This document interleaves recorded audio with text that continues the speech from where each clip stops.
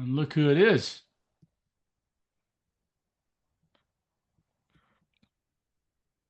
Can you hear me? I can hear you. You got me? Mm, I'm not sure if I can hear you right now. Let me crank up the volume a little bit. Okay, I'm all the way cranked up. Okay, I've been I can hear you. a mumbler, so I gotta No, you're good. project. So I didn't even get to do the intro, so you're just gonna have to sit through it. Good evening and welcome to another episode of Raise the Bar, the Sky High and Fly Jump Lab podcast. I'm your host, Troy Haynes, and we have a special treat for you tonight. I'm being joined by Nicola Ader. How am I doing on name? You're good enough. Good enough. Good enough.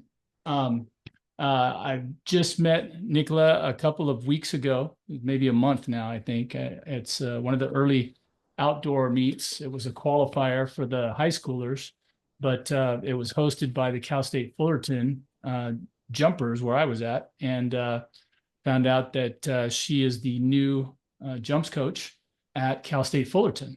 And we started had many opportunities over the drawn out men and women's competitions to talk technique and fun stuff and kind of about her journey. So Nicola, welcome to the podcast. How are you doing? I'm doing well. Thank you so much for the invite. Oh, yeah, this is a long time coming already. It seems like we've been talking about it for weeks, but the two of us are both in the middle of a busy schedule. And so you're working for Cal State Fullerton, and I'm working for a bunch of private clients, and so there's always something. There's always a Yeah, new thing busy. Been every busy. week. Yeah, kind of crazy. So tell us first of all, you told me this story, but you're gonna get to tell everybody else because I'm terrible with years and places and all the great details. How did you end up over here coaching at Cal State Fullerton? Your journey is unique because you are not from the United States of America originally. That So is correct. you're probably wearing your Nike sweatshirt with your German heritage on there. So tell everybody where you're from and how you got over here. Yeah, you had already mentioned it. Originally from Germany, born and raised there. In August 2017, I came to the US to combine both academics and athletics. So after graduating from high school, I was recruited by different universities, ended up competing the 4 to 5 years, depending on how you count it, with the Right. COVID year, for the University of Nevada in Reno. Really enjoyed my time there. Had great coaches, great environment, very supportive. Developed a lot over the course of time, and then was blessed by a great administration and a university president who created a graduate assistant coaching position for me, so I wouldn't have to leave the University of Nevada. So I ended up spending another 2 years, so a total of 7 years at the university in Reno, and got 4 degrees, all paid for. It was great. So academic success and athletic success was basically um, written there. And so I was just really grateful for my time there, for all the support. The community is great. And in the end, I was looking for a full-time job. So last summer, that was really like the goal. And I ended up applying for different jobs in Cal State Fullerton. Just had opened up a jumps position that I applied to, and we went through the interviews. We went through a long process of getting a visa, a work visa for me, and in the end, I ended up getting to campus on December 1st,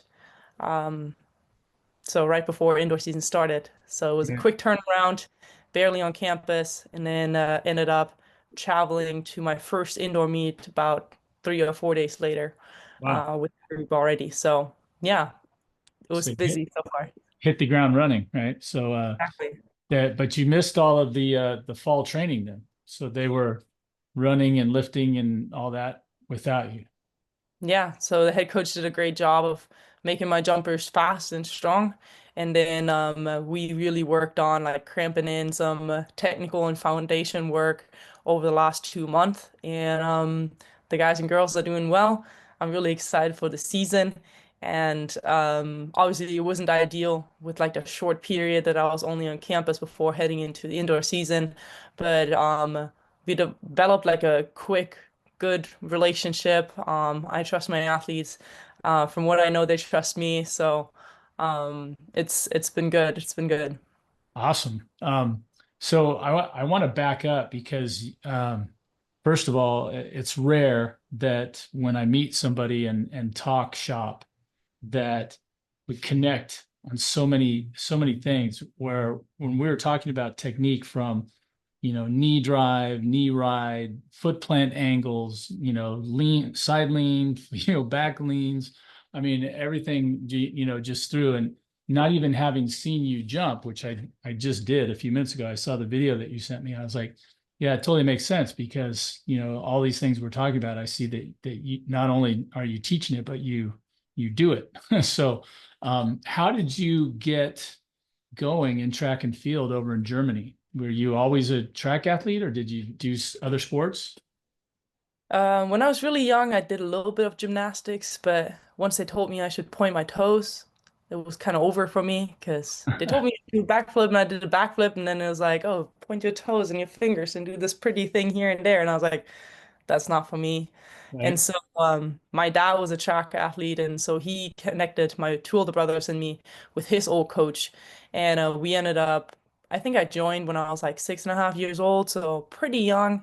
And then I just ended up with all kinds of different events. Was a multi-heptathlete, basically from that point forward, and really specialized also on the jumping events. And then in high jump, obviously, I'm only 5'7" tall, 171, I believe, in centimeters or in meters. So clearing a 6 foot bar did not only mean that I had to really work hard and be be ready to like resist like the everyday strains that I would put myself through, but I would always need to make sure that obviously I do the things right. Mhm. I didn't have the physical advantage to just fall over a 6 foot bar. I really had to work hard, right? Yeah. So, for me, being in a high jump competition with all these tall, lengthy girls really, really excited me in a sense. I try to always play the game. I always try to use it as a challenge and instead of something that would pressure me, right? So I always said like, it's time to play with the big kids, right? And for me, it was always a moment where I was like, I have nothing to lose. Um, if I just focus on the things that I can control, which is like the approach, the takeoff, the timing over the bar, it's like there's there's nothing that could get in my way and like except for like myself, right? Right. And so for me, I was always very nitpicky, very like self-critical about all the videos, all the everything that I would watch about myself, my drills, my everything. And so in the same way, I'm also with my athletes. Um, I definitely give them some tough love where I was like, hey, you're already at a great level, but I need to nitpick because obviously all these goals that we talked about in the beginning of the season, we want to accomplish, right? And so it's like if I point something out, this is just because I want to make sure you're gonna get there.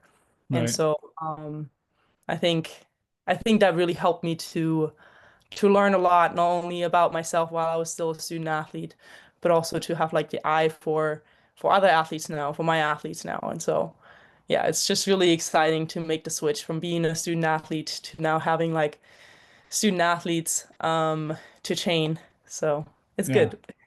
Now, you coming up, you jumped over in Germany. Did you compete at all the unders as you were coming up, under 12, under 14, under 16? How does that all? It's a point of curiosity for me just because, you're one of the growing numbers of jumpers that I've talked with from other countries, and I know the system is very different over there. Lots of times you're competing, like you mentioned, a club a lot of there's these track clubs where you're hanging out in a certain area and I've talked with just different guys and gals and said, hey, how does it get going? And it just seems like if you're talented, people find you, the coaches show up eventually, for whatever it is that you're good at. There seems to be whatever the network is, they find you eventually and you get well trained. And then, if you get the opportunity like you did, come over here. We talked with Elena Kulichenko a couple weeks ago. And, she was just like, yeah, they found me, came over there and found her, Georgia, to bring over here. Did that happen with you, or did you come over here on your own? Yeah, basically. I mean, all that I knew about scholarships in the US was basically what you would see in high school movies, right? The Mm-hmm. basketball guys trying to fight for like the basketball scholarship, the football guys trying to like get that scholarship to go off to university. And so that was the only thing that I knew about the American system, really. So I also didn't really know that I have the chance as a foreigner to earn a scholarship like that Mm-hmm. until I was basically at nationals, and different agency would like contact me and come up to me at the meet and I was like, "Hey, have you ever thought about like studying abroad?" And I was like, I mean, I wanted to travel abroad after high school, but I never thought that I could combine both of it. Europe is very heavy on academics, and so a lot of kids, when they graduate from high school, they focus on academics and do sports like kind of on the side, but not on a professional level necessarily, because there's just not like the financial resources and support from the government necessarily. And so, hearing about the opportunity to come to the US and earn one of those scholarships and all that kind of stuff, definitely intrigued me. And in the end, I ended up signing with one of the agencies, and they created like a profile of me, and US coaches from all over the country would like contact me or we would get in touch. And Mm-hmm. um, back in the days, it was still Skype and not Zoom. So Right. we would Skype with each other and text with each other. And my English was awful, but we somehow made it work and we somehow made it through the process. And I ended up coming to Nevada. I really had like a good connection to that coach there. And yeah, that was basically it. They recruited me as a multi-jumps athlete, and it worked out. Wow. So multi jumps now, that's an awful lot for anybody out there that's only competing in one event, which I make the joke on the show many times that I was not very talented because I remember in high school I did the high jump and then really did nothing else, and there was never anybody pounding on my door saying, hey, why don't you come run the sprints, why don't you come be a hurdler, why don't you come do the long jump, because apparently I wasn't very good at anything else. So when I hear of athletes like yourself that you're saying jumps and multi, I mean jumps is plural, and that's again, if you don't know anything about track and field, it'd be long jump, high jump, triple jump, and you could even throw the pole vault in there. And then, the multis, if you're a heptathlete, you're going to do what? High jump, long jump. You're going to throw the jab and the shot, and you're going to run. You're going to do it over the hurdles. You're going to do one sprint, one hurdle, and the 800 right at the end.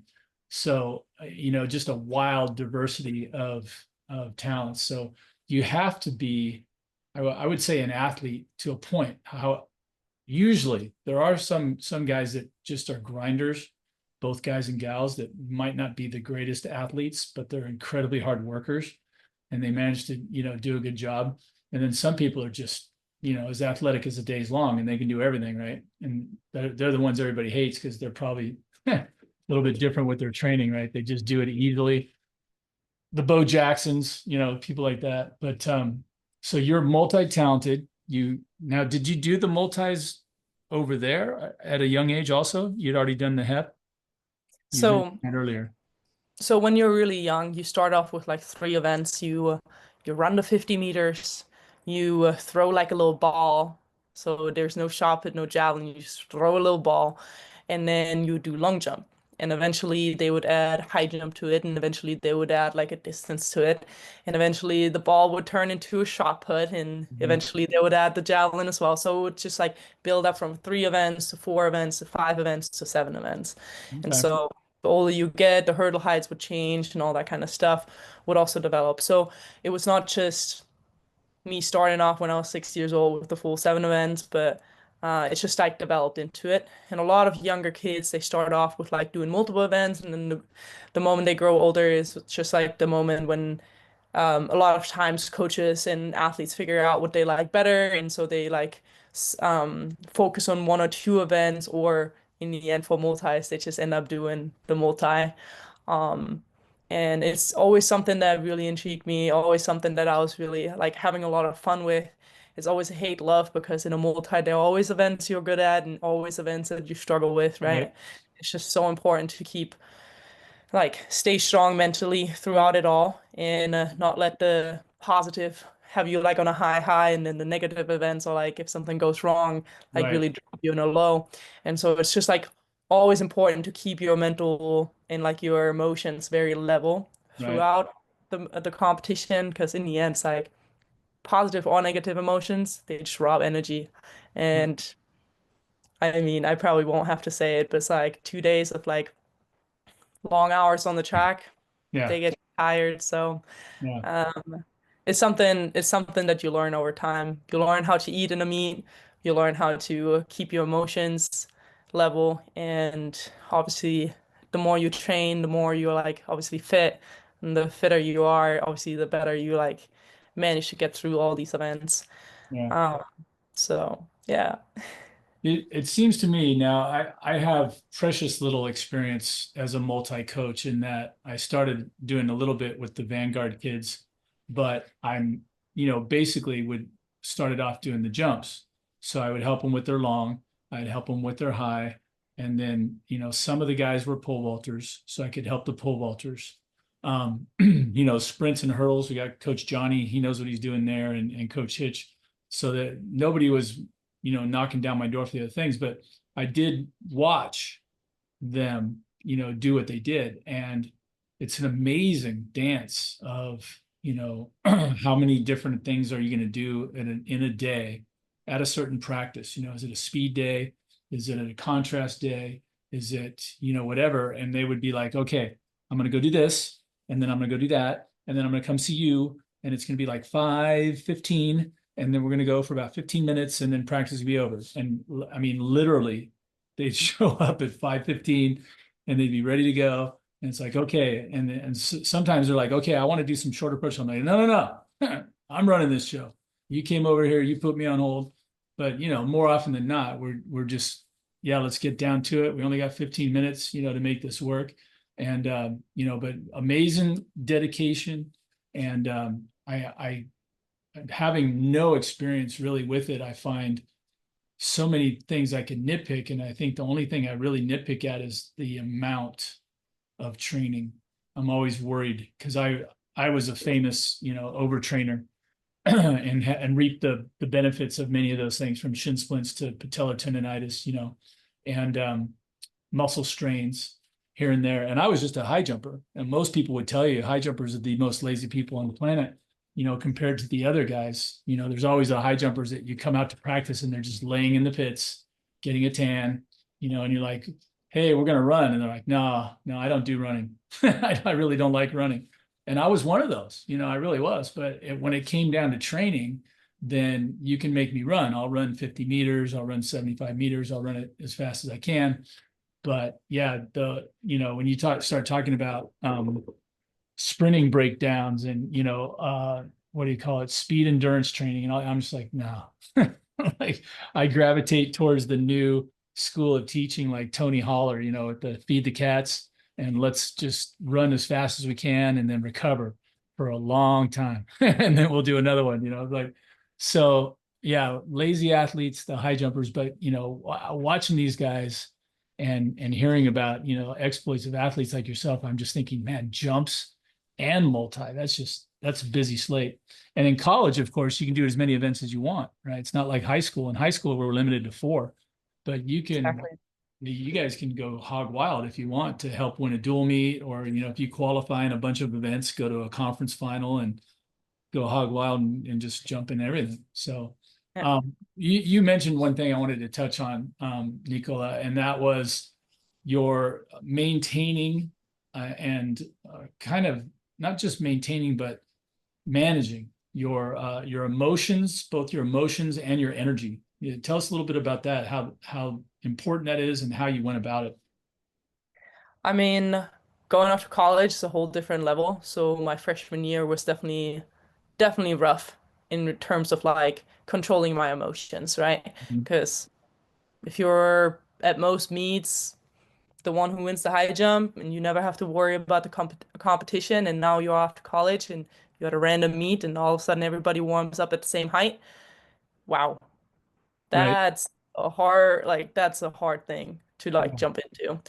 And something that really started changing my mindset was once I started talking with a sports psychologist, first of all.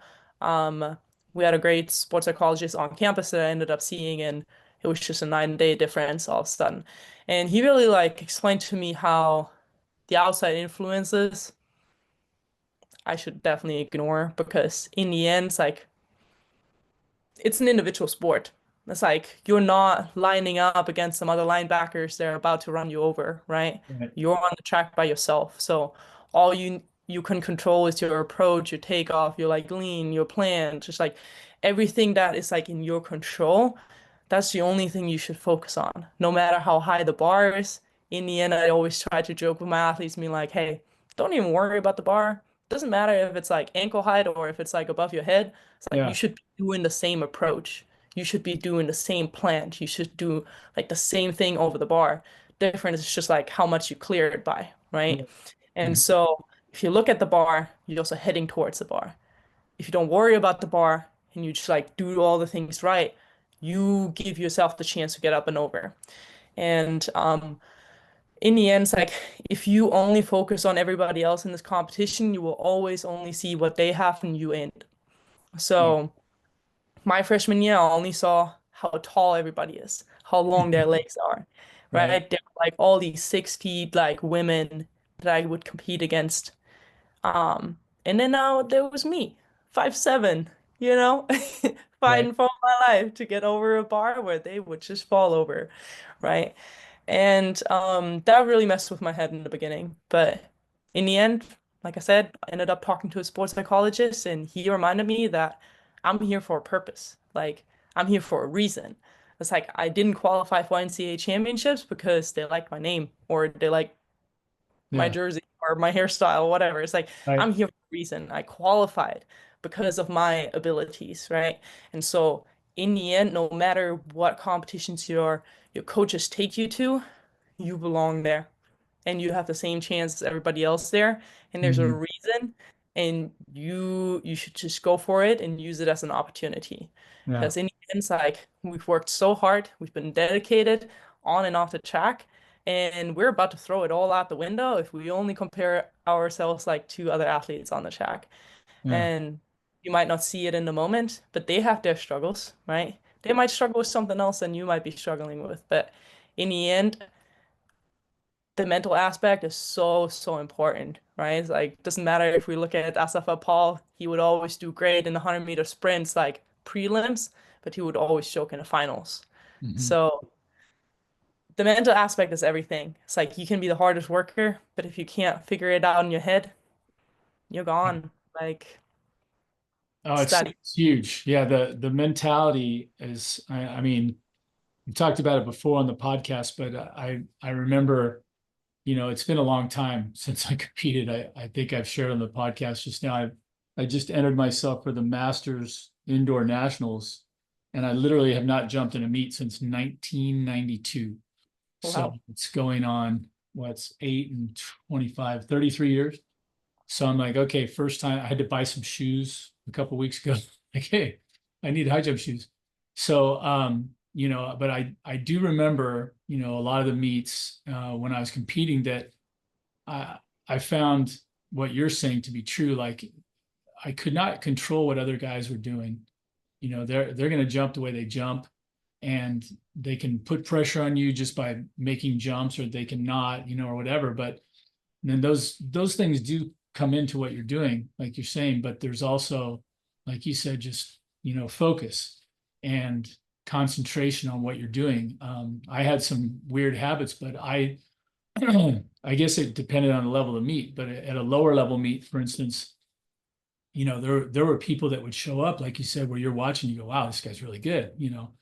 And the technician side of me would be like, what are they doing that enables them to jump so well? Like, well, this guy's got an outrageous knee drive, terrible layout, but he's still sitting over the bar and he's 6 inches over. So it's pretty easy to see the knee drives up around his ears and he's sailing over. And then another guy barely gets his knee up, but he hits this great layout position. You're like, oh wow. So there's different things. And then some people I would watch and I literally go, oh, like, oh, I just turned my head. I'm like, okay, I can't watch that guy anymore. Cause I was like, literally, I don't want that imprinting on my brain in any way. Cause I'm a big believer in watching copy and, sometimes just assimilating things almost too quickly where you can just imitate them, Yeah. first try. You're like, okay, I shouldn't be imitating that because it's bad. But, watching all that. And then the last thing I remember of the mental side from can't control what everybody else is doing. You can watch, learn, and all those kinds of things as you're going through.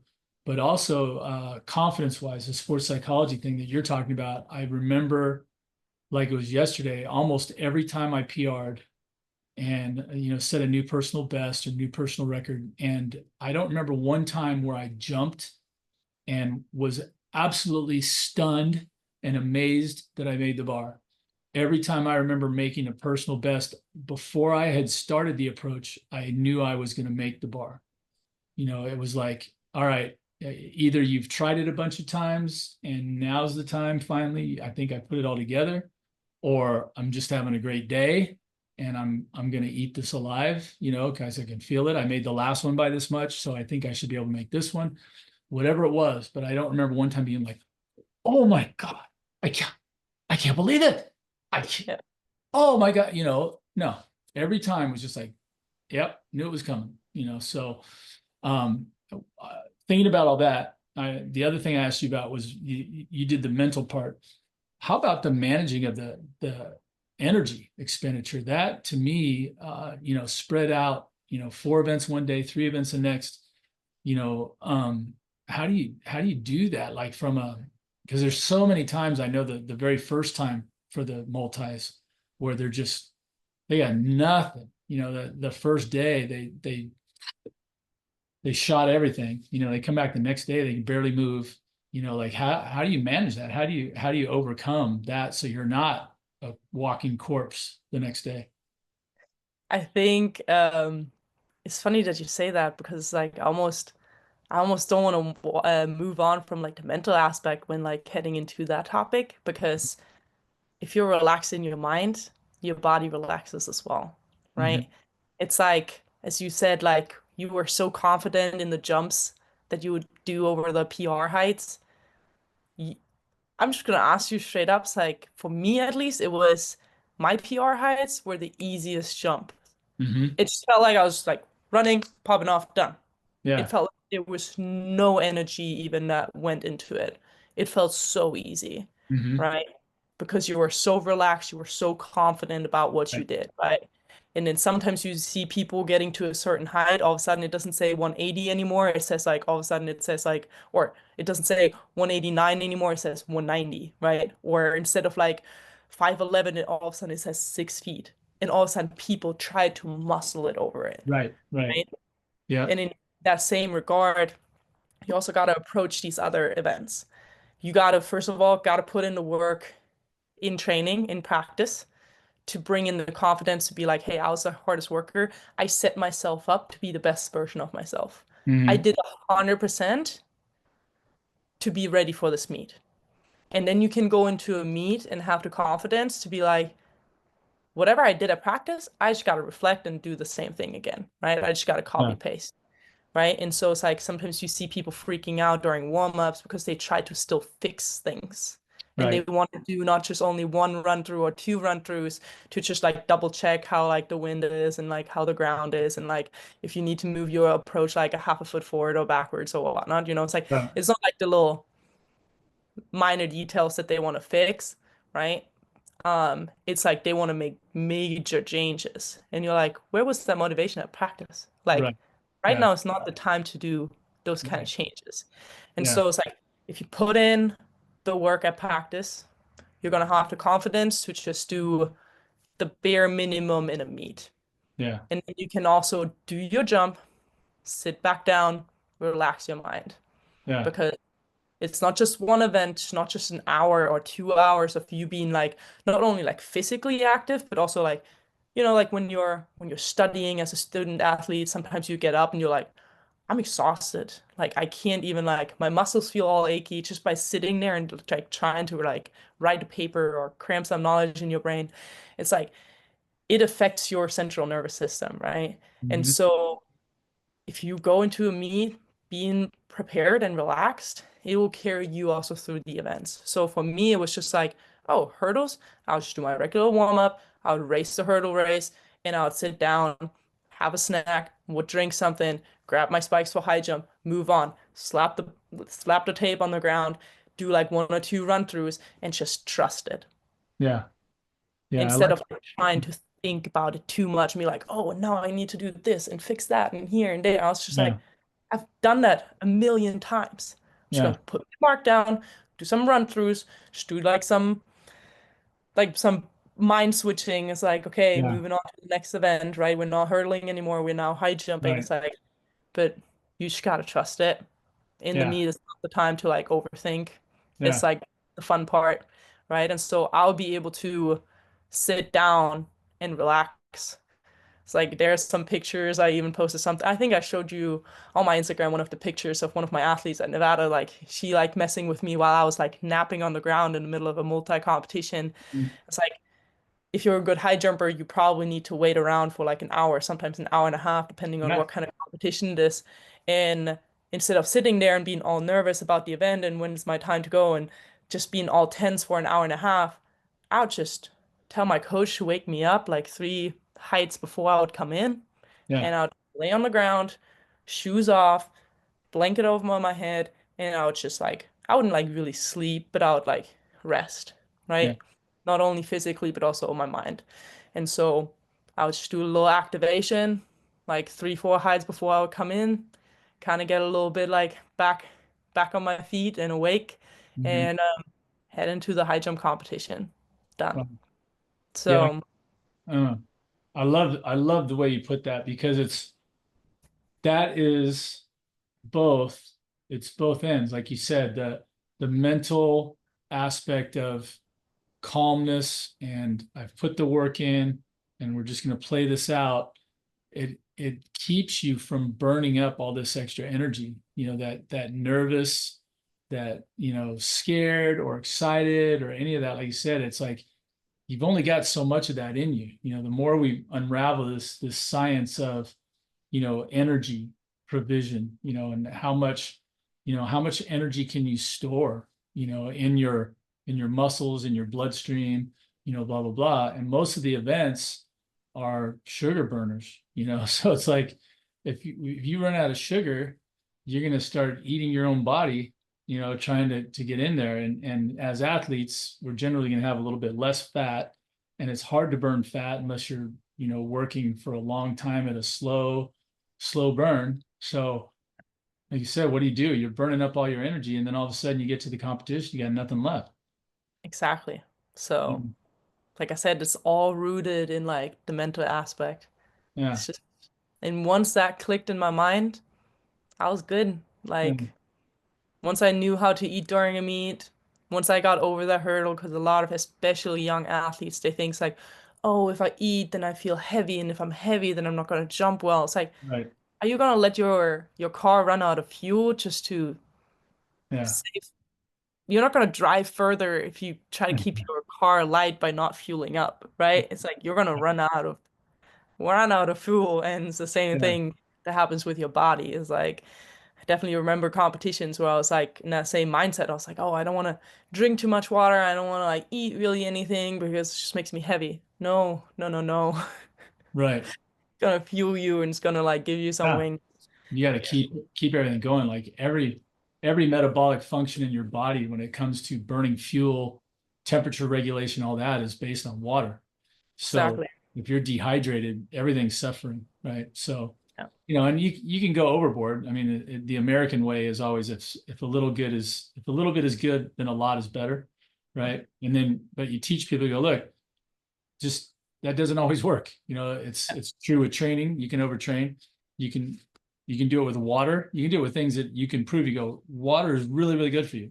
So if somebody says, well, I'm gonna drink a gallon every, it's like, okay, well, a gallon is maybe a little too much, but you get to that place, you go, well, what about fat soluble and water soluble vitamins? Like you can take as many of the water soluble as you want, but if you can overdose on fat soluble vitamins. So you got to know what you're doing.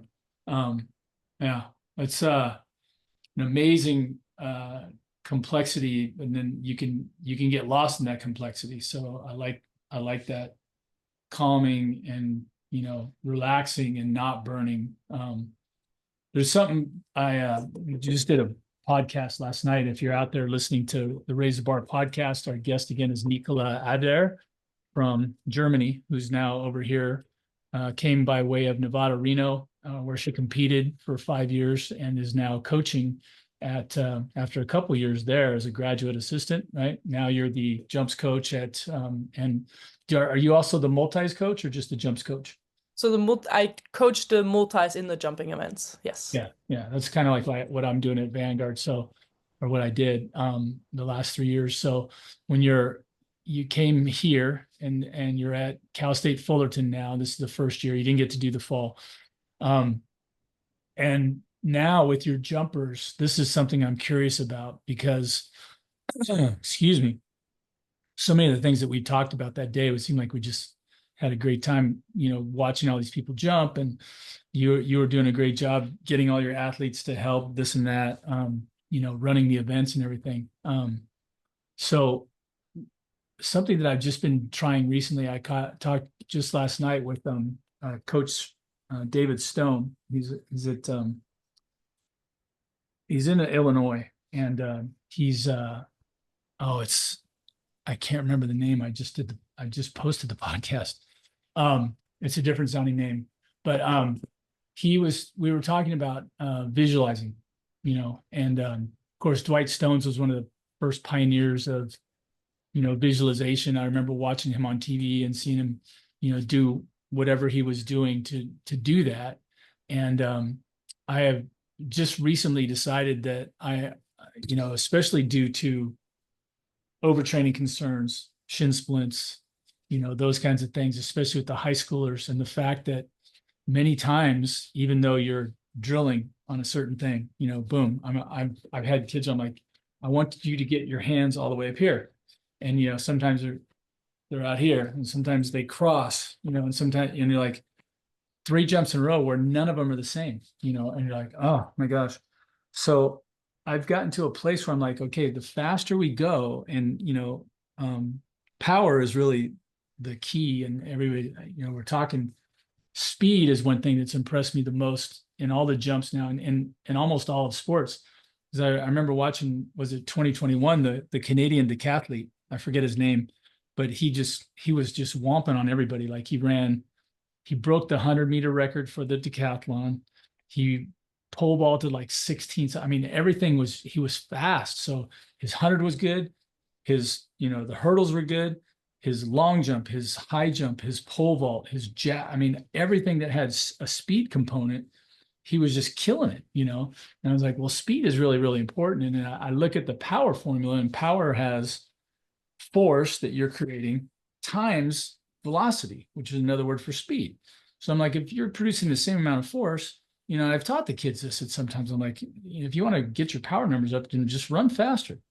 You're coming up to your takeoff, long, triple, or high, you want to carry more speed, but you got to be able to control it, right? So if you come up too fast and you're blowing right through stuff, and they say, I coach, they're blowing through their takeoff. So, how do you fix it? So for me, I'm like, well, if you're blowing through your takeoff, I'm either going to move you farther away, in which case they either bail more or it works out for them. Or I'm like, you got to drive that knee inside and slow down the swing. And you're playing the game back and forth, which one it is. But at high speeds, it just makes everything harder. So it's a long preamble in a way of saying, I've really started working on not even just visualization. And this is what Coach Stone and I talked about last night, because he kind of reaffirmed the fact that I need to do both. But I've been having them do a lot of walkthroughs and literally like slow motion walkthroughs. It's really hard for a high school kid, first of all, because they got the attention span of gerbils. And I'm like, look, the whole high jump approach is only 4.5 to 5 seconds. I want you to take 20 seconds. I want you to literally walk your straight, perfect high cycling technique, drop into your curve, start swinging your arms, do your gather sequence, go heel toe, last two, lean back into the left, right? Get that leg straight. I mean, every little thing that I have taught him, because I go at full speed, and I maybe you've dealt with this, but when I'm coaching these guys at a meet, I only give them one thing to deal with, because you can't give them the checklist. Barb, Pachoka, my Canadian jumper, she asked me after 2 weeks of training with me, could I write her an outline of the things that I'd already taught her? And I'm like, okay, and I I just kind of remember all the little things that I've been teaching for years, and I wrote it all down, and it was literally a page and a half. And how can you think about a page and a half of technical things as you're getting ready to jump? You can't. So, I said, look, we're going to train, we're going to do drills for all of these. I've thought them all out. I've tried different things over the years, and sometimes we'll try 4 or 5, because that's why we call it the jump lab, because you're kind of an experiment where we go, not everybody reacts the same way to all the tests, but it's like, hey, once we do that, we got to trust that it's going to come out, because at high speed, all bets are off. And I can only give you one thing to think about, because if you're wasting your, or not wasting, if you're focusing 75% of your CPU on this one thing, you can't do it all. You can't do multiple tasks, right? But when I'm giving them the walkthroughs, they can.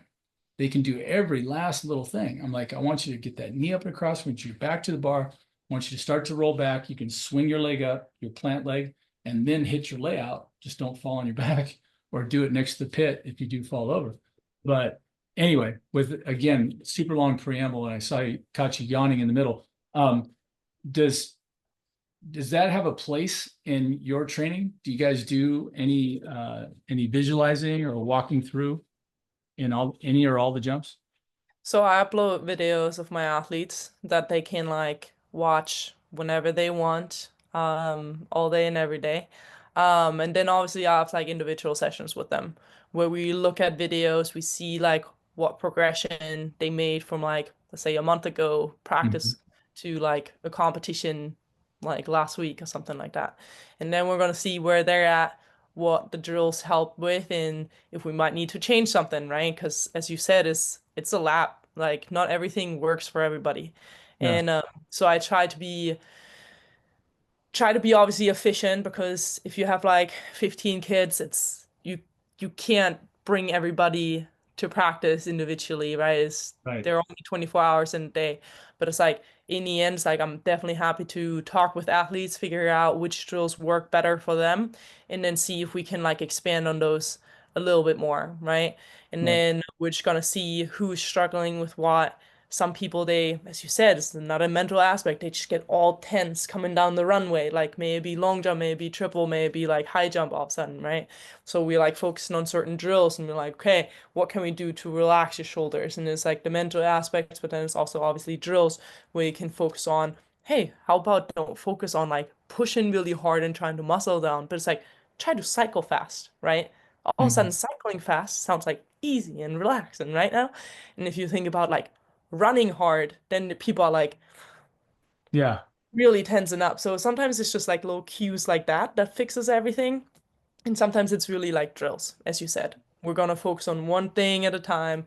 We're gonna do walkthroughs. We're gonna do like drills for individual movements.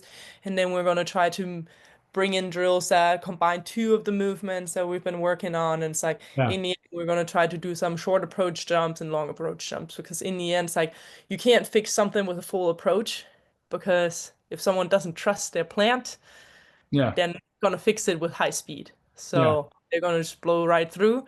And so sometimes I need to tell athletes like, hey, you're not ready for a full approach. We need to slow things down to Hmm. build the foundation. And then Yes. once you have the foundation and you trust it, then we can add some speed to it, right? And see how you can handle the higher speed, the more pressure, and all that kind of stuff, Yeah. right? And obviously in that same regard, high jump's been like so complex, as you said. It's like some athletes are more on the speed jumper side and others are like more on the power jumper side. Has a lot to do with like how tall they are, with their in general like physique, with Yeah. just like their development in general. It's like you Right. someone who just started off doing high jump, you can't have them do speed jumping. It's not gonna work, right? They're gonna just blow right through. Um, and so it's just really that's like the interesting part to me. It's like just playing around with their approaches. If we're gonna have like them run a wider curve, other people a bit more narrow curve, where they planned, how they planned, like how they bring their knee up, like and then like all the little steps in between. There's like, as you said, you can write like a page and a half and probably a whole book about like just the plant, right? It's just Yeah. like one Yeah. little aspect and can be depending on the athlete, it can be so different and at the same time it has the same component. Right. Um, but that's something that really, really interests me about high jump. And that makes it really fun or really frustrating depending Yeah. on the day and depending on how it's going, right? Yeah. So, I think it was like actually one of my like it was within a year where I was like I jumped 6 feet and I also like no height at like a 5'5" and I don't know what happened. And I was like Right. in warm-ups, nothing happened. Practices were awful, and I came in early and I still no hide it. And I was like, I'm a Yeah. 6 jumper. How Yeah. did I not clear a bar that I should be scissor kicking? Right? Right. Yeah. It just happened, right? But that's just part of the game. And in the end, we also gotta focus on what we can focus on, and that means like moving on in that moment, Yeah. right? My coach Yeah. asked me if like because I was obviously absolutely bummed. I was so disappointed. And it happened at indoor NCAAs in the Right. pen. So solid 0 points and my second Oh, event. So it yeah. was pretty rough time. Yeah. And That's death, right? That's yeah, death. Yeah.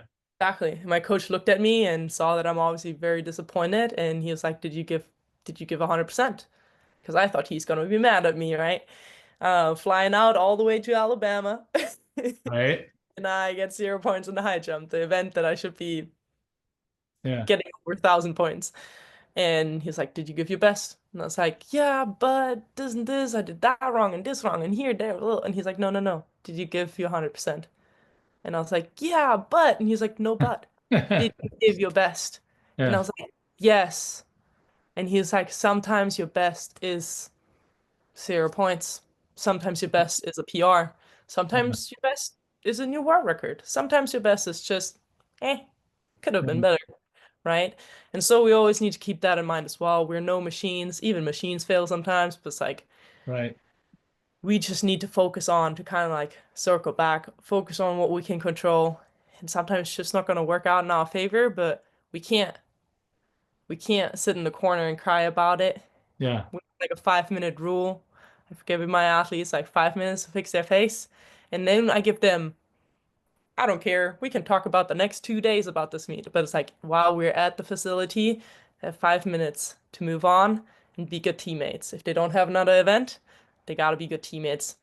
And once the meet is over, once we're back home, I'm gonna pull them in to the office, talk it all through, gonna watch the videos, visualize, figure out how it felt in the meet. I'm a person I always like rely on like how did it feel, right? Yeah. Because you gotta feel what your body is doing so you can replicate it. And Yeah. that in that regards, like if you see something in a video and you almost feel how it should have felt or how it feels in that moment, Right. then it's a moment where you can really use visualization to your benefits, especially when you have athletes who have shin splints and knee pains and growing pains and whatnot, like in high school, especially like so many athletes grow so fast all of a sudden and they don't know what to do with their limbs and have their pains. And it's like if Right. you teach those athletes how to use visualization, fantastic. They can get off their feet and have the same kind of training effect. Yeah. So, Have him, uh, the great John Smith at UCLA was one of the first to use the pool to train and, through injuries, stuff like that, running. through the water technique wise, and your body being 1/6. Just thought I'd throw that out there. You're talking about, when somebody's dinged up a little bit. Don't always have a pool on hand, especially for high schoolers. Um, so we're talking coaching and everything, but you're you're just a spring chicken. I'm going to be 61 here in a week, and I'm going to the indoor masters and competing against old farts like me. But you just recently were competing at a really high level. Do you still have any aspirations to continue your career while you're coaching? Yeah, I mean, I'm turning 27 this year. Um, about 2 years ago, so after my senior year of college, I competed for Germany in the heptathlon in Dallas, Texas. It was a Thorpe Cup, so I competed against other US athletes for Team Germany, which was funny because I knew all the US kids from NCAAs, Right. didn't know any of my German teammates, but it was fun. It was great. Yeah. We had a blast, and it was a great experience, and I would love to do that again. Not just representing only my country, but also just like the experience itself, right? Right. It's competing is so much fun. And I want to obviously stay in shape, and I was like, if I already stay in shape, might as well give 100%, right? And Yeah. so this past year was a little tough because of all the changes in my life. Coming back to the US, obviously having to fight for this, which was not an easy process for everybody who is maybe also international. They might know what a visa process looks like and how it can mess with life. But now that I'm back, I'm finally like starting to like come back into like a regular routine. And so just like wanting to work out again, coaching my athletes and just like feeling that tingle of like standing at the high jump pit and be like, Yeah. I should do a jump or two, right? It's like, Right. and so it still tingles, especially now that I'm like really getting comfortable here and settled in. And I was like, okay, let's give this another shot. I would love to work myself back up to the top and give my best shot to, who knows, maybe make the LA team. That would be fantastic. Or at least like represent my country like one or two more times somewhere. Yeah. And yeah, just like I love the sport. In the end, that's one of the most important things. You gotta love what you're doing, because Yeah. otherwise, I mean, where's the motivation coming from? Your coach can only do so much, right? He Right. can guide you, but he cannot carry you over the bar. Sorry, it's not allowed. So, Yeah. in the end, it's like if you love what you're doing, you want to stick with it, and you do put in all the work, eat well, drink well, do all the drills that seem like not hard work, but it's like getting your ankle stable and your knees straight and like everything's like in the right spots, right? It's Yeah. like that's what it's all gonna come down to, especially if you're a hard worker. You got to do the little things right. Right. Sometimes that's the hard part. It's like doesn't matter how hard of a worker you are if you're not healthy. And so Yeah. for everybody out there who is like very dedicated, please, please, please hydrate well. Please, please, please do all the little drills with dedication, just as much Yeah. as you want to do the hard running workouts and the hard jumping and plyo sessions. Like do the little stretches, do all the little mobility exercises, do all the little toe walks, Yeah. right? Like if your muscles are strong, but your knees are not holding up, Yeah. you're gonna blow it out. Time So off. You gotta have some days, some down days in there too. I think, you know, I remember a couple of different my junior year at UCLA, I think I was either training or competing 6 days a week. And I didn't get hurt that year, but I was kind of burnt by the end of the year. I was really just kind of flat. I was always flat. And yeah, I didn't put it together after that. I was like, it was an okay year. I remember the very first meet I jumped 7-1, which was better than I'd started on any of the year. But I think I was in good shape, but I was already, that was the peak. I jumped 7-1 the first meet, and the rest of the year was 7, 6'10", 7. It was consistent, but I never really had that explosive pop. It was a weird year. But I remember thinking after that, I'm like, there's something about, the training. And we had I think we had a couple Sunday meets. It was just a weird year, it just kind of lent it to that. But yeah, for jumpers especially, I think it's so easy to overtrain. It's been mentioned here before, that the perils of overtraining, especially for jumpers. That's why I like the Tony Holler stuff. I'm like, yeah, let's just go hard, but lots of rest in between. Because, the one thing that impresses me about, high jumping especially is that the event itself literally is 4 seconds. And if you add up all the jumps that you take during the day at a competition, even, from warm-ups to actual jumps, multiply it by 20. So you did 20 jumps. What's 20 times 5? 100 seconds of actual output. That's Yep. less than 2 minutes, right? Yep. So when you do that kind of math, my brain is like, okay, I have a problem with this whole quantity concept because Tony Holler said it to me when I had him on the podcast. It's almost 2 years ago, but I remember he said it and it just resonated with me like into my core. He said, endurance doesn't build speed, but speed can build endurance, and I was like, wow, that's really, really interesting because I don't need to be an endurance athlete as a high jumper.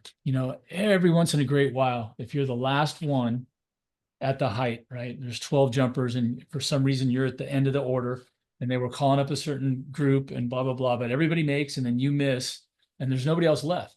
And then they give you a second jump, and then you get a third jump. Like every once in a while, you'll be the only one left, and you get 3 jumps in a row. But even with that, they've now changed the rules. It's not just a minute. If you're the only one left, you get either two, and sometimes you get three if you really need it. And you got to be wise enough to use it if you need it. But it's like, yeah, the sport specificity, for a high jumper is like, hey, I think about that sometimes. I think I might have taken anywhere from 5 to 7 or 8 years off my legs by overtraining, literally just doing so much volume that, you know, and I'm not walking around on crutches, I didn't get any knee problems or anything like that. But there were times where it was just like, and the grind was self-imposed, so when you get to the end of that and you're sitting there going, man, I feel like there's a saying over here that says like goes over like a pregnant high jumper.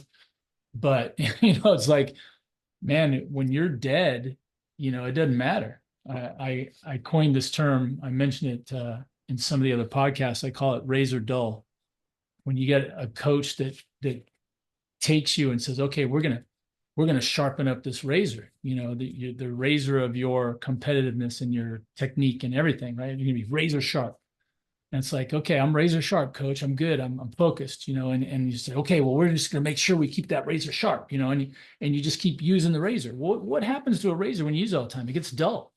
And then all of a sudden you have to work harder to get the same thing done. And then you get little nicks and cuts because it's not sharp and you're having to push too hard, and it's just like, I'm like, oh man. And I think I've probably swung the pendulum maybe a little bit the wrong way on that, because I'm like, the last thing I want to do is have the athletes, at a really big meet running up and just dreading putting their foot on the ground, you know. Yep. And that's just the worst way to be trained. I mean, who wants to be super knowledgeable and have everything in perfect, harmony, and your visualizations are good and your technique is flawless, but you can't get off the ground because you're dead. You know, that's Exactly. that's Exactly. bad coaching, in my estimation. So, hey, with talking about you and you sent over a video, let's break it down so everybody can see you in action. I love this. The what do you call it? We just had this discussion last night, Coach Stone and myself, and he had asked the question, who is the jumper that's jumped the highest over their own head? And I said it was a two-way tie between Franklin Jacobs here in the US, who jumped 7'7 3/4, and he was only 5'7 3/4. So it's 2 feet. And then of course the other one is the famous Stephen Holm at 5'11 1/2, jumped 7'11 1/2. So I am all about making the argument that and maybe instead of overall height, they should be measuring how high over your own head you jump in the competition. I would love that. Absolutely. It's Right. like 5 inches. I got 5 inches to offer. Right. All right. So I'm going to go to the desktop. Let's see. We're going to share screen. Yeah, it's And not the here we best are. video, sophomore year, so Yeah. but Well, here we go. that was my NCAA indoor qualifying jump. Oh, nice. So what is this bar set at? that you're jumping? I think it was 6 feet. Okay. So So 183, meter 83. I think it was 6'3", 6 feet. Yeah. Yeah. So yeah, it's a little blurry. You said it was a Instagram post. I was able to Yeah. I screen recorded it and then Slow it down. cut out all the fluff. Yeah. Um, so yeah, I would have guessed that at 5'7" you were going to be a speed single armor. So what I'm seeing through the curve is tremendous speed and very good cycling. If you stop and look at this position here, the knee is equally as high as the hip. And then I've been, for years, I don't know who said it first, whether it was my coach Elias said it to me this way, or if I just always said, hey, knees up, feet to your butt, knees up, feet to your butt. I think it's the other way around. I've been working on this just recently. I'm like, as soon as you toe off, right, you push explosively forward. Yeah, it's so And important. right So you have it there, up and you've got down. to start pulling that foot up because if you don't, it's going to stay lower and it's going to affect your stride length. Because if you don't cycle, unless you're really over striding or like triple jump bounding, your strides aren't going to be as long, when you're running Yeah. that way. So it's Gotta make sure you keep the hip in the right position. So you gotta yeah. cycle through. And then what do you think about this? I preach this all the time, but I know it's hard having done it. I think it's even more important to cycle on the curve than it is on the straight. I would be Yeah. fine with someone just doing the drilling or sort of more power bound or whatever you want to do as long as you're building up speed into the curve. But man, once you get on the curve, you almost have to cycle, right? You got to Yeah. cycle your feet, especially through the takeoff. Like right here, the great slide step. I call this the slide step in that Yeah. your left foot here does not cycle all the way up because you're getting it on the ground fast. Yeah. It's the fastest and the longest step you can see because it's way out in front of you. I mean, your Yeah. head here looks like it's at least three of your head lengths behind your heel. So Yeah. you're got a tremendous lean back angle. I preach this all the time too. I'm so glad that most of my stuff about teaching single armors is self-taught, but I've noticed that the bulk of the single armors like yourself, when your heel hits the ground right about here, that your elbow is already as high as your shoulder on that lead arm, right? And there's no lift involved with that arm, right? It's basically just going to continue to run off the ground. So Yeah. you Just the if guidance. you had a ball in that hand, you wouldn't even be able to throw it up because you're too busy running, right? Yeah. It's making you taller and faster, but you're not really jumping with it per se. Yeah. So what's providing all the lift is this drive knee and your backside arm here, which is blurring because you're so fast. Oh wait, no, it's the quality of the film. No, it's a little bit of Yeah. both. You are, It's you are really fast, but so here comes the arm, bam, you see that one? It almost looks like it's knocking your head into the bar, right? It comes across, the lead arm goes up, you see the knee, I can and definitely do better with that knee drive, bring it a little bit more up and around, yeah, well, that this is a off that tough head one. lean a little bit, but Yeah. Well, the I angle's not really, great for looking yeah, at knee drive angle or anything, but my thought was, were you a little bit close? For as close as you were, the rotation's really good. I mean, you're landing way up on your neck and your head here. You almost do a complete backflip. So yeah, yeah, I call it early layout syndrome, ELS, when you're kind of forced into an early layout by being too close to the bar. So yeah, I'm curious because you're in right here. I usually say when the head and feet are on the same level, if the drawbridge is up and your head is on the same level as your feet, to me that qualifies as you were okay, beginning your layout whenever you did. yeah, If your head and your feet are on the same level and you're in the chair or you're in a terrible position, you should be like, oh, I should be holding this later. And I keep telling the kids, I go, I don't really even need you to pull. I just need you to wait until your head's lower than your feet. And then the rotation takes care of itself. If you look at this reminds me of my favorite all-time rotation meet, I call it, was the 2016 final. If you ever get the chance to watch it over on YouTube, which was Derek Druin, Barshim, and Bondarenko. They literally show the video on YouTube, and they introduce everybody, and they go through the whole thing. So you're seeing the guy that's really old from Bahamas. I think he made it this last year too. He's made like 4 Olympics in a row. And Brandon Stark was really young, but his first Olympics was 2016. And they show all these guys, and then they just ignore all of them, and they show Druin, they show Barshim, and they show Bondarenko, and that's it. And it's because it really was the whole show, because Derek Druin never missed until it was over. And I didn't know that, because I was watching it. I'd never seen any of those guys before. I was just kind of getting back into the game of the high jump, and I'd coached at the high school level, but wasn't really paying attention to what was going on around the world. And I was like, man, these guys are fast, and their rotation is outrageous, because every single one of them would land almost on their hands and feet like a cat that you drop from a height. It was like they would just flip, and they would land. The rotation was tremendous, and I watched Druin, and Druin didn't even throw his head back. He would just do that hand reach for the heel, Yep. but he went from 6'5" with his arm up to like 3'6" with his hand down, and he would just spin, because that's just conservation of angular momentum, right? And Bondarenko was the same. I mean, Bondarenko is 6'7" or 8. He's just a tall antelope, and Barshim is whatever he is, but his rotation is outrageous too. So, yeah, what you're doing here reminds me of all of them, because it's very close, due to the speed, and this lean back angle is tremendous. And then, as you're towing off here, you've already got your head to bar level, but you wait until everything's clear. You can see the head come down here, not Yep. towards the plane of the bar, not the vertical plane, but the horizontal plane. And that's huge. But like you said, you mentioned the knee drive right away. I was thinking the same thing. I'm like, but she didn't really get a chance to ride her knee before the layout. So I just Yeah. keep wondering if it was a tiny bit close. I mean, I don't know if you watch it with the tone on. It's like you hear the pop. Like, Oh yeah, I don't know if let's see if we can do that. Let's um, go. Yeah, I don't that's know. something like one of the nicest sounds I like to hear in the high jump. I don't know if you can hear it on I that think it's video. just the screen. I think it's because it's a screen recording instead of Maybe, the other way. Yeah. maybe. But it's Yeah. like kind of like to go into what you said in the beginning. It's like I honestly don't care how my athletes design their first phase. The first phase for me is like the speed up phase. Right. Whatever they do to get to the speed that they're gonna be carrying through the turn, however they get through that to that point, I don't really care. Some people do like the little like cycling into it and running off their Right. mark, or some other people do the speed bound. I used to speed bound a lot. And then I like played around a little bit with my first phase and like experienced a little bit like little some pros and cons with it, and just like ended up doing like different, honestly, at some point I was speed bounding, and then a year later I was like cycling more and Right. whatnot.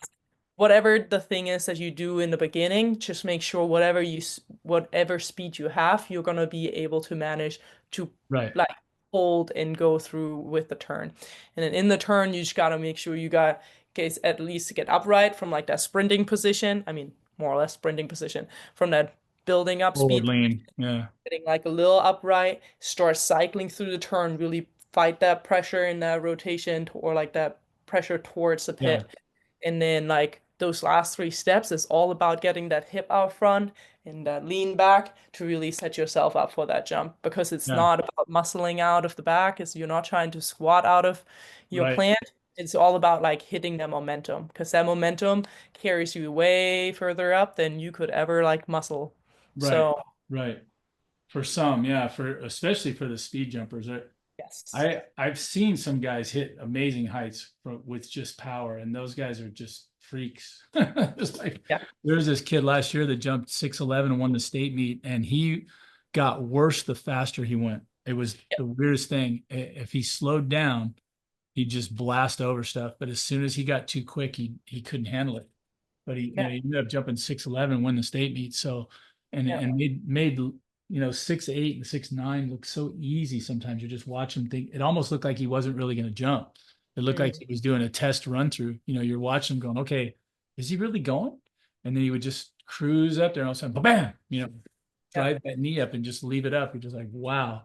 Some Yeah. people are just hardwired that way, but that's I love this, and those of you that are listening, of course, you can't see this at all. So I do advise that you find us on YouTube. But when you watch this video at full speed, Nicola has a very awesome reaction when she hits the mat.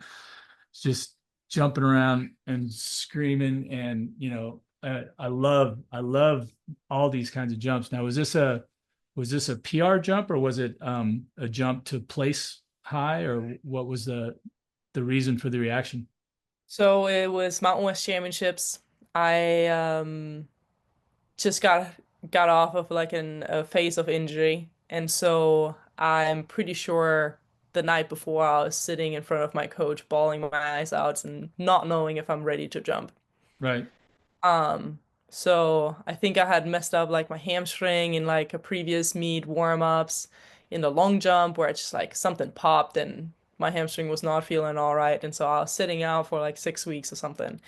And yeah, like I said, I didn't know if I'm gonna be able to jump Right. at practice. I was doing some run-throughs like the couple days before we left for the meet, but I was like, I don't know what's gonna happen, right? Haven't jumped in 6 weeks. I don't know where we at. I don't know what I can do. So it was Mountain West Championships. That was actually the winning height. And I qualified for NCAA Indoor Championships with that jump. So it was just a lot of emotions from being injured and Absolutely. not knowing what's happening to like qualify, like winning Mountain West Championships and like going off to NCAA finals. Um, so it was just a lot of emotions in that Yeah. moment. Oh, it's awesome. So I yeah. do remember, like I said, I don't remember ever being stunned, but I do remember having that same just like like whatever. I mean, it doesn't matter if it's 1 centimeter, right? If it's 1 centimeter higher than you've ever jumped before, it's like, Yeah. and you might as well celebrate that. I remember watching that on, it was my last home meet at UCLA. I actually had a from it's kind of a weird bookend. I think it's rare to get two PRs in the same day. So I'm sure almost everybody does that the first day they ever jump. You'll get a couple, two or three sometimes because you've never done it before. So everything's a PR. And then Mm, as the bar goes up, and then yeah, that senior year I went 2.25 and 3.5. Boom, boom. Took a couple good jumps at 7.4 1/2 and was like, I thought about it later. I'm like, I don't think I've double PR'd since I started this gig, when I was 12. So, 10 years later, that was the bookend. I did compete more after that, but I never PR'd again after 86. So that's yeah. kind of interesting. But I remember jumping around and, and enjoying myself too, because that I had the same almost the same reaction. That's why I was commenting on it, because when I jumped 3.5, that was the first time I qualified for the NC2As and I was a senior. And Mm. it was a little bit harder back then, but yeah, 3.5 to get in. So um that's a that's one of the reasons why we do all that stuff, right? Is that feeling like $1 million, like the culmination of everything you've done. Well, listen, Nicola, I would keep talking with you for hours, but I would get in trouble from my significant other. And you have other things that you have to do, I'm sure, that have to do with all this practice and film and everything. But I reserve the right, which I can't wait to do this again. Please send videos of both yourself and your athletes.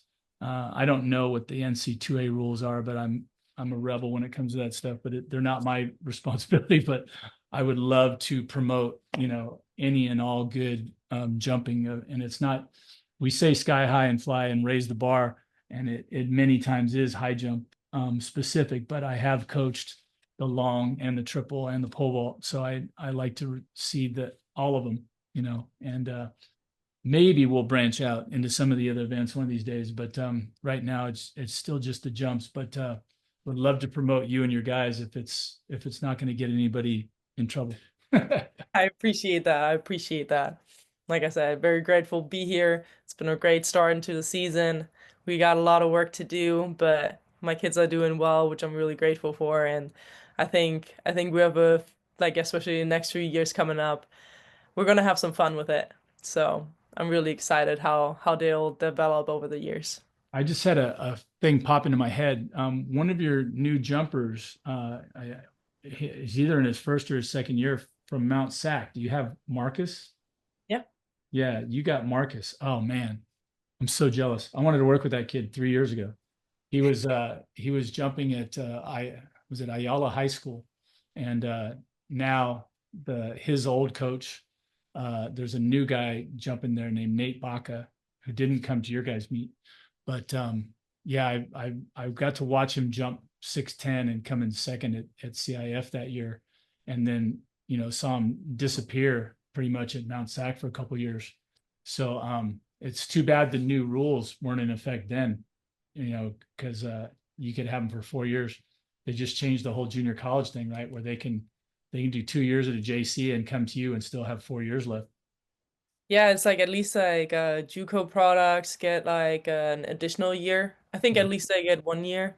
Yeah, Um, so a few of our athletes on the team, not only like on the jump side, but also like the sprints and throws, they're gonna take advantage of it, and it might stick around for another year, right. and use that for their Yeah, advantage to get that additional year because they were coming off like out yeah. of a junior college. So I'm really excited for them as well. I would love to have had my freshman year over again. My my freshman year was terrible. Yeah. So yeah, I think a lot of times there's a lot of adjusting. Yeah. And I'm amazed at how many, this is just a quick aside, but I've seen there's a lot of guys that I've watched that weren't really, didn't really jump that high in high school. They were, 6'6", 6'8" jumpers. And then as they're growing into their man bodies and, whatever else happens, all of a sudden they're, 7'4", 7'5" jumpers. And that's always amazing to me because I was always pretty good. I didn't win state or anything like that, but I was jumping pretty high heights in high school. And then I got better, but I wasn't that much better, as some of these guys just make quantum, leaps later on. So again, so interesting when you break it down, like what was your training, what was this, who was your coach. I mean, there's so many variables, hard to figure it all out. But well, hey, we're looking forward to I was checking the schedule that you sent me, and I just really don't ever match up. I got too many schedules between Vanguards and then Yorba Linda's and Redondo, some of the schools I do a lot of work at. That's pretty much where I'm going to end up hitting on a weekend. So, but if I ever get one off, I'm going to make it out there. If you guys are at home, I still haven't had a chance to look past the first couple. Like even the, what was it? Your Ben Brown, right away. I was noticing it's always in the wrong spot, but I want to see you in action working with your kids. So Yeah, no, it was fun. It would be definitely fun. I can send you some reminders once yes, the outdoor meets come oh up. I think our first one is gonna be March 7th, I believe. I think that's when yeah, we have our Ben Brown yeah, yeah. meet. So I can send you a little reminder, see if That'd you're be around. awesome. Because I need to fire my secretary, but if I do that, I'm firing myself because I'm terrible. It's like, yeah, I stick it in here, it's as sharp as a steel trap. And then it's like, Yeah. okay, wait, what'd they say? So I'm trying to write it down in my phone, and then I get it into my phone, and then I forget to check my phone. And then, yeah, I need a secretary. Yeah, All right. no, I have a physical planner. It's color coded. I have little post-its in it, everything. It's Oh like, yeah. That's because I amazing. know I I've tried to never been keep it able all in my head, but then I would forget and I couldn't sleep at night because I was like, I feel like there was something that I'm missing. So, to. I've been accused of being ADD by more than a few people, and it's like it's because I don't know, I'm thinking about a lot of things at the same time, and then I can be going on one track, and then all of a sudden it's like squirrel, and I'm like, I'll go over there and chase down the squirrel, and I've done that telling stories on the podcast. I'll be like, I'm here, and all of a sudden an illustration pops in, and I go with that, and then I'll be like, okay, wait, why am I over here again? And and the podcast guests sometimes like we were talking about this. I'm like, oh, good, thanks. You're right. paying attention. I wasn't, but we got back to the right topic. So, I oh my, think it shows your passion and your knowledge because, like, if you have so much information, so much things, you just want to bring it all in. I was like, I uh, feel the same way right now. It's like, ooh, there are so many other technical things that I could bring in and whatnot. It's like, gotta yeah, keep it simple right now, but yeah, it's it's easy to get tough. off your It's rails. tough. Well, hey, again, I appreciate your time, Nicola, and I can't wait to bump into you again at one of your meets and watch you in action. You didn't really get a chance to do much in the way of coaching when we were there that day because you were busy running the show with your jumpers. But I'm just fascinated to see how everybody does after talking shop with you. So best of luck as this all keeps going along. And if you ever need a pair of eyes to watch you when you're training, please let me know. I would I love to be appreciate that. I a fly on the appreciate, wall and video and break stuff down. yeah, I appreciate your help. I appreciate you taking the time speaking to me, inviting me on the podcast. So, Awesome. We'll do it again soon. Yeah. yeah, absolutely. Let me All know. right. Okay. All right. Well, hey, God bless you. Have a great evening, a great first meet coming up, and we will definitely be in touch and get that done. All Good. Sounds good. I hope you have a great evening, right. and enjoy your week. Thank you so much. All right. We'll talk soon. Yeah. Bye Okay. bye. Bye. There we go. We're gonna go. We can say goodbye. I'm gonna edit later. So I was about to say, I was like, where's that exit button? I gotta learn how to do that. Yeah. Well, I'm like this. think on the So bottom right there's leaf or yeah, something. I got it. It's The last time I used Zoom, it looked a little different, so I was like, there was a big red button eventually. It right, was, right. oh, Mine's got its a little stop sign over here on the end. So all yeah. right. Well, hey, have a great evening. And again, thanks so much. It was a lot of fun. I'll probably produce it within the next 3 or 4 days or something. I don't always get to them right away, but I Yeah, mean, no, all good. I appreciate, like I said, I appreciate you taking the time. It's always fun oh, talking it's to fun. you. Yeah, Yeah, no, it's absolutely. like the same way you talk about the squirrel running one way, and you're like, we can Yeah, talk about this, and then something else happens over here. It's like I feel the yeah, same way. I'm like, yeah, okay, focus. But it's like there's so much absolutely. passion when you talk. There's so much like information you want to bring in, which is like awesome because like you're definitely someone who learned a lot over the years, and you would love to just like all Yeah. compress it and just give it to people. Yes. So Oh they my would, gosh. Now you've hit my life goal. I'm trying to get the encyclopedia out of my head. yeah, like a little on a little what is called like Yeah. floppy disk, and then Yeah. Well, so I don't have to keep, writing the next edition because I'm not even done with the first one. Uh, exactly. yeah. No, I All get right. it. All right, Nicola. Well, hey, we'll talk soon. Thanks Yes, again. All righty. thank you. Have a good Yeah. night. Yeah, you too. Good night.